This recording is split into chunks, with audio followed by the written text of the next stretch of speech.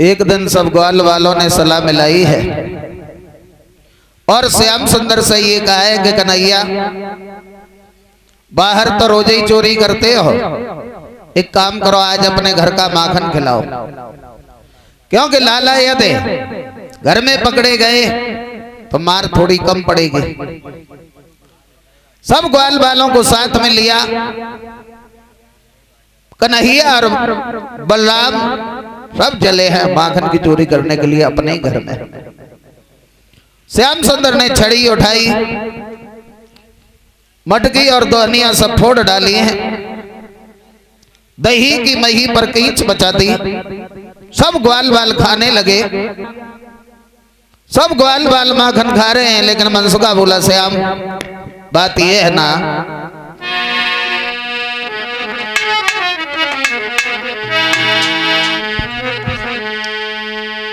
तो मनसुखा दही भी खाता है और बातें भी खूब बनाता है।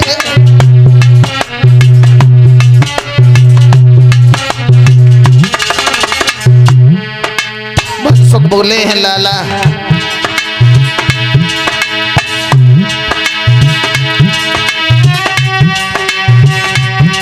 मनसुखा दही भी खाता है,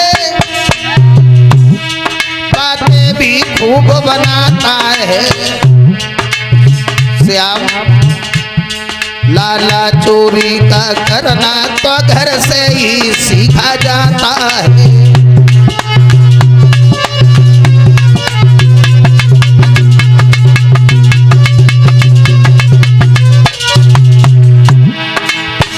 लेकिन श्याम घर में माखन की चोरी कर लो, पर बाहर वाला आनंद नहीं आ रहा है और बोला है मनसुख श्याम से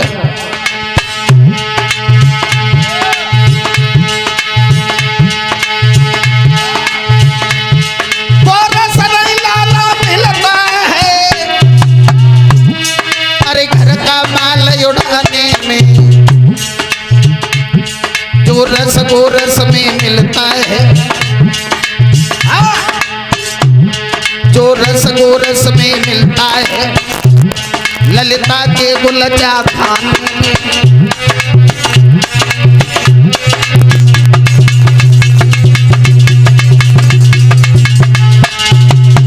मनसुखा कन्हैया से बोलो लाला, मनसुखा कन्हैया से बातें बना रहा है। तब तक यशोदा मैया की नजर पड़ी, यशोदा मैया ने छड़ी उठाई, भाग खड़ी हुई।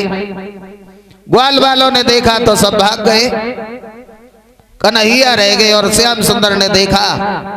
यशोदा मैया बोली लाला वैसे हम सब झूठ मानते थे, गोपियां जब उल्हाना लेकर के आती थी तो मुझे ये लगता था कि गोपियां झूठ बोल रही, पर आज जब तू घर में ही ना मानो तो बाहर कैसे मान जाते है।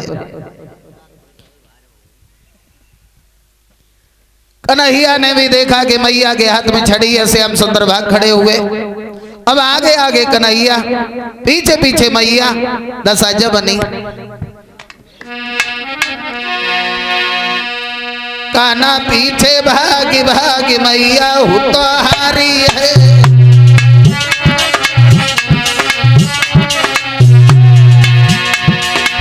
काना पीछे भागी भागी मैया हूँ तो हारी है।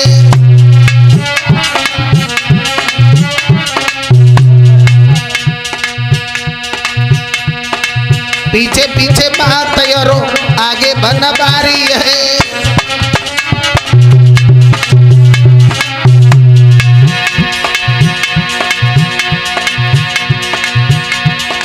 पसीना आई रहो सब तन में डंडा, ले ले थन में हो डंडा।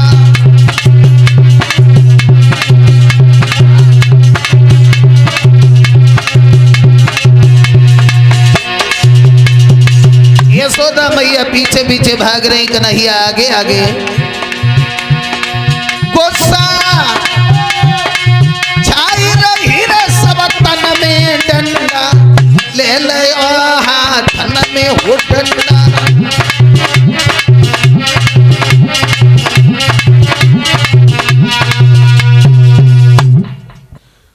कन्हैया भाग रही यशोदा मैया बोली आज हम छोड़ेंगे नहीं श्याम, क्योंकि तुमने हमारे सांस के हाथ की रखी हुई सारी मटकियां फुट डाली। कन्हैया बहाना बनाते हुए बोले मैया ये हमने ना फोड़ी, कोई ना मालूम ये हमने ना फोड़ी। अपने घर में जो कजरी बिल्ली है ना, कन्हैया की बातें सुन के यशोदा मैया बोली श्याम हमें अच्छे तरीका से मालूम है, बातें बनाए वो तू हमारे पेट तक ही सीख के आओ, लेकिन आज हम तुझे छोड़ेंगे नहीं। कन्हैया बहाना बनाते हुए बोले मैया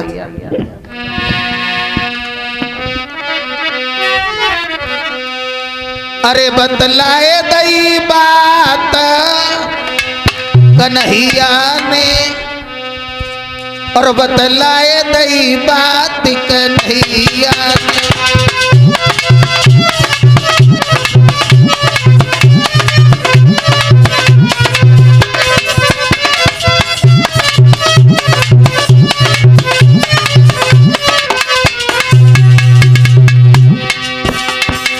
भगवान कन्हैया बहाना बनाते हुए बोले मैया हम सब ग्वाल आंगन में खेले,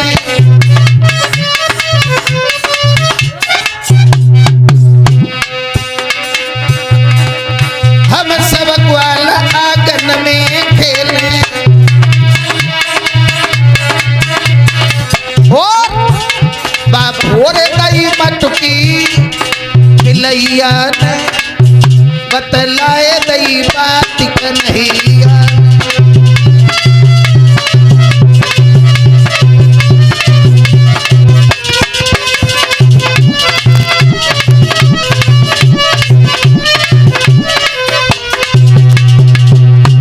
जब माँ यशोदा से कन्हैया बोले हमने ना पूरी, बिल्ली है ना तो बिल्ली ने जो मटकियां सब फुट डाली, और जो इतने शब्द सुने बातें सुनी क्रोध गो आई, बातें सुनी क्रोध गो आई, और लगाए दई डांट मैया ने, बतलाए दई बात कन्हैया।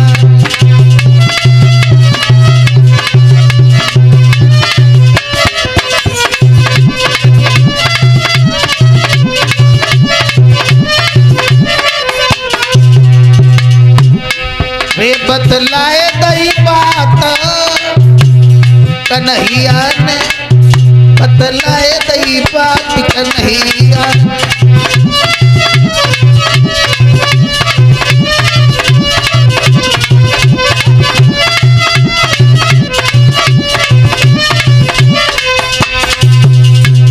माँ यशोदा बोली लाला तुम चाहे कितने बहाने बनाओ, लेकिन आज हम तुम्हें छोड़ेंगे नहीं।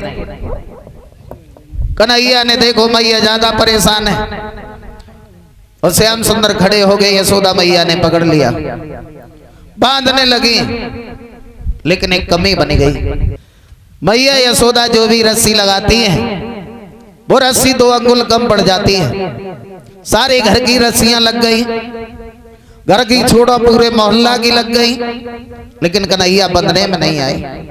समझ में एक बात नहीं आ रही है। जब यशोदा मैया श्याम सुंदर को बांध रही है तब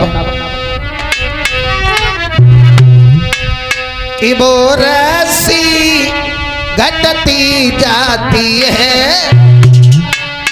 या अंग मुटाते जाते हैं।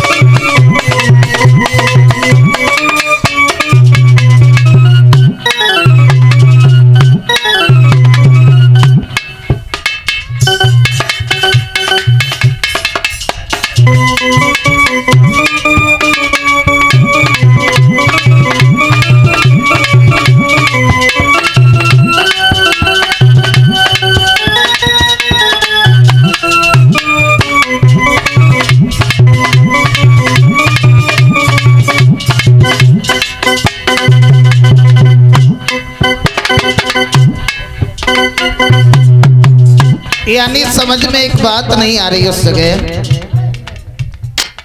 कन्हैया का शरीर मोटा हो रहा है या वो रस्सी छोटी हो रही है।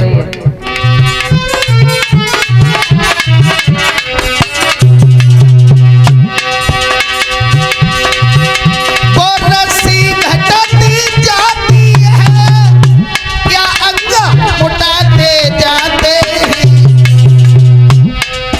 यशोदा झुझलाती जाती है, मोहन मुस्काते जाते हैं।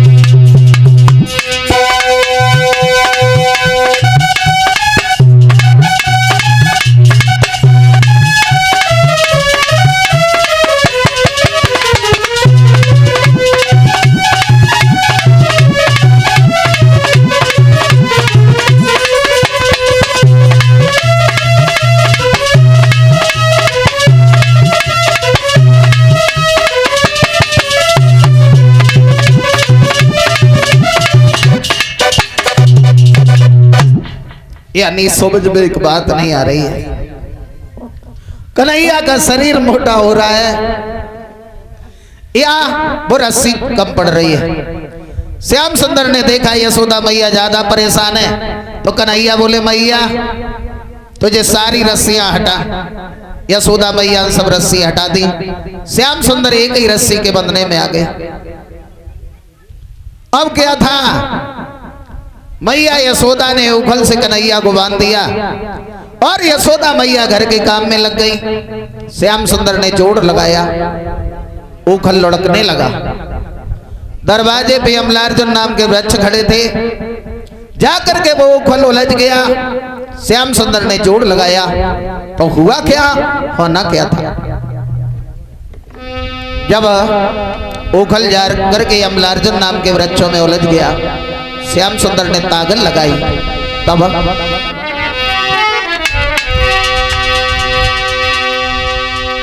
वृक्ष गए तो टोटे, पाप गए छोटे, सुना मेरे भाई।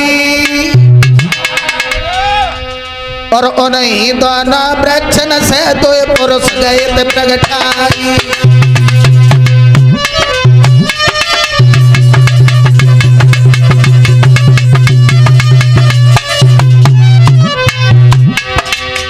कन्हैया ने जोर लगाया, अमलार्जुन नाम के वृक्ष टूट गए और वृक्षों से दो पुरुष प्रकट हो गए।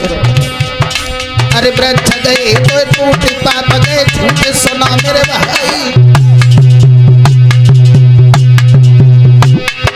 और वो नहीं दोनों वृक्ष से दो पुरुष गए प्रगटाई।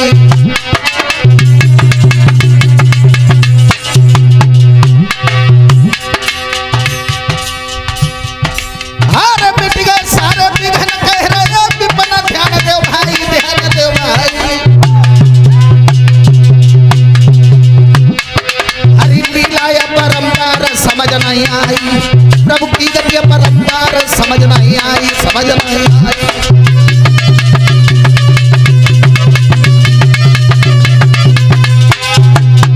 मेरे भैया दोनों वृक्ष टूट गए और दोनों वृक्षों से दो पुरुष प्रकट हो गए।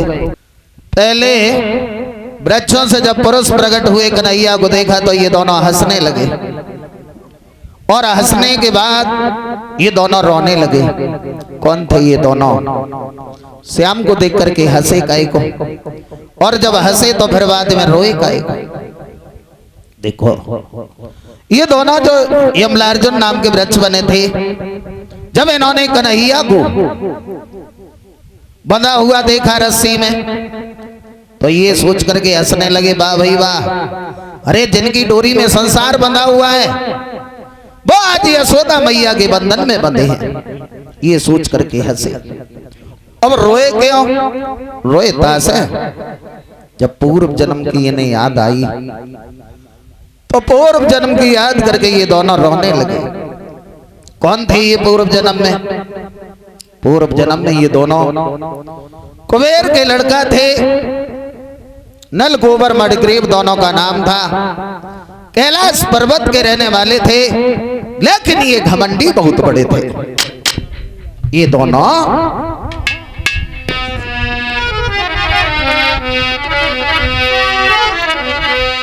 ये दोनों कुबेर के बेटा थे,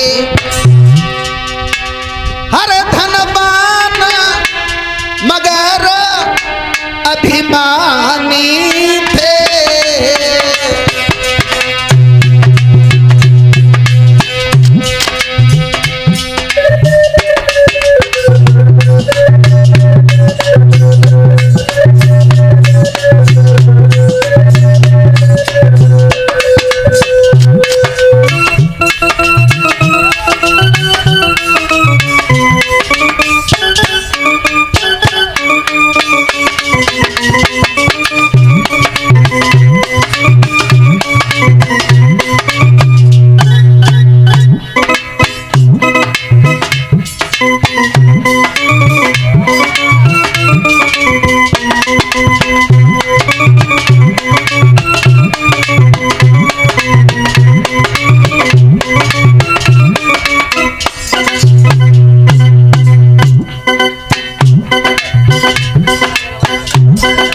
ये दोनों नल गोबर मडग्रीव जिनका नाम था, कैलाश पर्वत के रहने वाले थे, लेकिन ये घमंडी बहुत बड़े थे।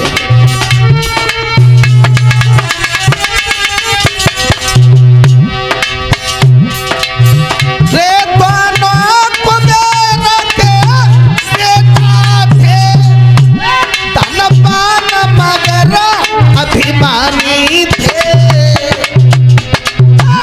दोनों कैलाश निवासी थे, शंकर जी के वरदानी थे।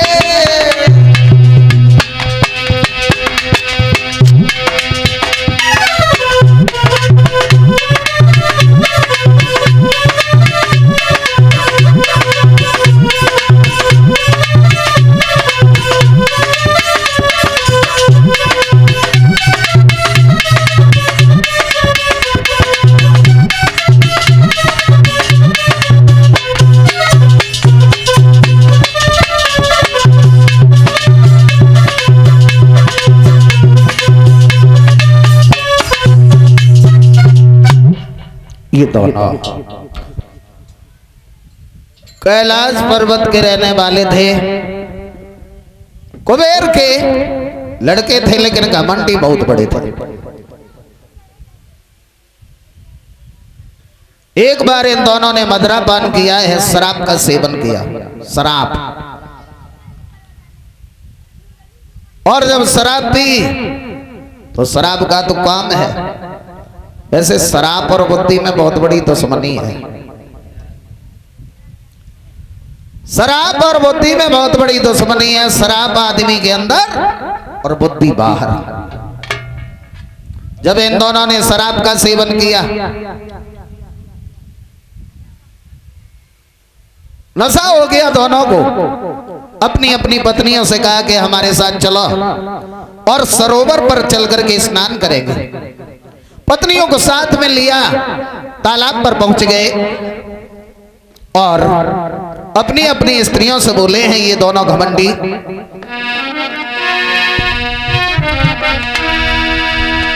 अरे वस्त्र उतारो मेरी प्यारी है जो साथ ही साथ नहावे।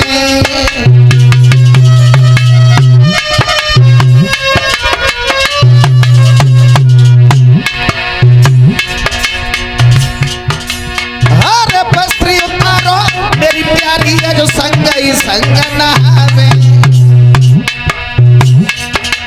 हमें है दुनिया के राजा रे,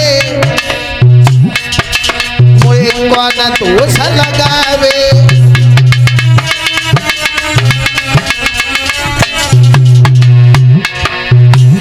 लेकिन इन दोनों की स्त्रियां मना करने लगी, मगर ये घमंडी नहीं माने। हुआ ये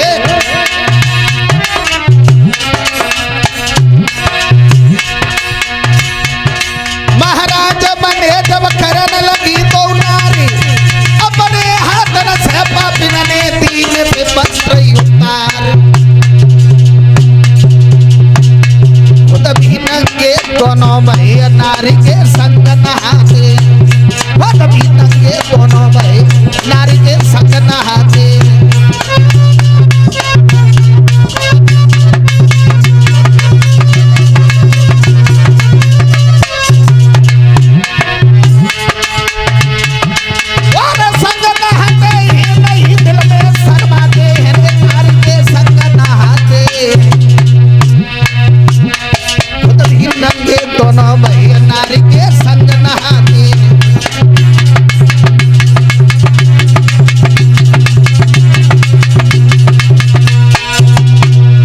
दोनों अपनी अपनी स्त्रियों को लेकर के तालाब पर स्नान करने लगे। भागवत श्रोताओं,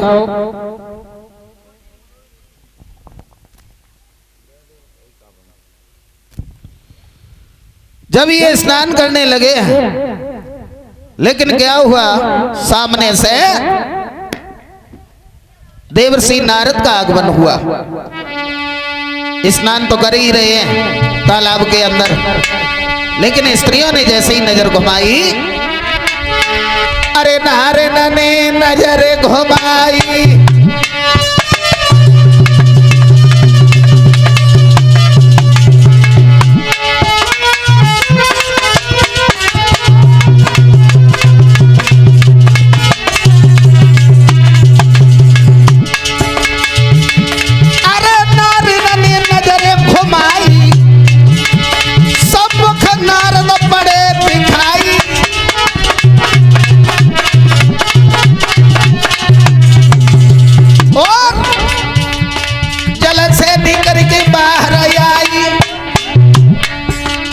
झपट के वस्त्र पहने लाए जाई।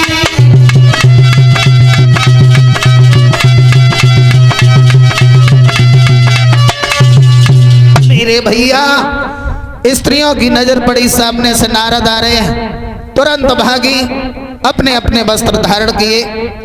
लेकिन ये नलकूबर मणिग्रीव दोनों घमंडी ऐसे ही खड़े रहे। नारद ने देखा, कहा मूर्खो, तुमने मेरा अपमान किया, देवर्षि नारद का सम्मान नहीं किया, जल में वृक्ष के तरीका से खड़े रहे। जाओ तुम दोनों वृक्ष बन जाओ। जो इतने शब्द सुने, नलकूबर मणिग्रीव दोनों पैरों पे गिर पड़े और ये कहा, बाबा नारद, जब हम वृक्ष बन जाएंगे मेरा उद्धार कैसे होगा? देवर्षि नारद कहने लगे, अभी नहीं, अभी वृक्ष नहीं बनोगे। युग द्वापर में वो भी यमलार्जुन के वृक्ष बनोगे, कन्हैया की बाल लीलाएं देखने के लिए मिलेंगी और वही तुम्हारा उद्धार भी करेंगे। वही नारद की बात कही हुई श्याम सुंदर ने निभाई, वही यमलार्जुन बने हुए दोनों नलकूबर मणिग्रीव का उद्धार किया है। उधर बाबा नंद सब यदुवंशियों ने देखा है, ना आंधी आई ना हवा चली, आखिर ये इतने बड़े बड़े वृक्ष गाय को गिर पड़े। सभी यदुवंशियों को एकत्रित किया है और बाबा नंद बोले हैं, जिस दिन से कन्हैया बलराम आए कोई ना कोई उपद्रव होता ही रहता है इस गोकुल में, इसलिए इस गोकुल को छोड़ देना चाहिए। तो सभी यदुवंशियों ने गोकुल को छोड़ दिया है और वृंदावन, जो ये पहले तुलसी का वन था, यहाँ आकर के सभी यदुवंशी लोग सुंदर सुंदर महल बना करके रहने लगे हैं।